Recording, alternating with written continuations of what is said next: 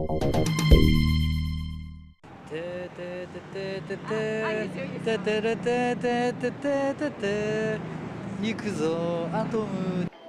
Japon, tout le monde, ou presque, connaît la chanson.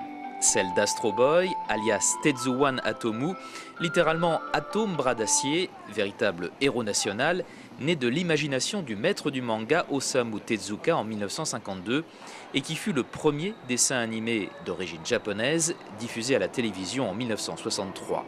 En 2009, Astro Boy est toujours aussi populaire et apprécié du grand public. Je ne crois pas qu'il y ait des gens qui ne le connaissent pas. C'est un personnage très proche, convivial, étonnamment puissant. C'est le justicier idéal. Astro Boy, c'est l'histoire d'un petit robot mis au point par un scientifique à l'image de son enfant disparu.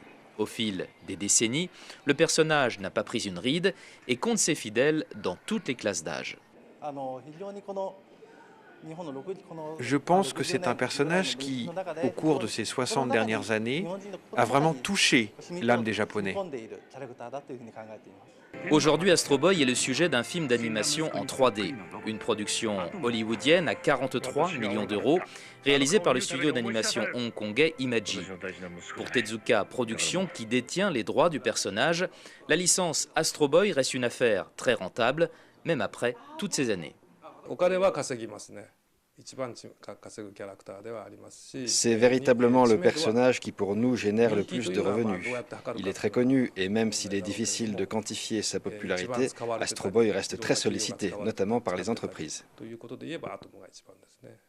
Cette année, Astro Boy a rapporté 7,5 millions d'euros à Tezuka Productions.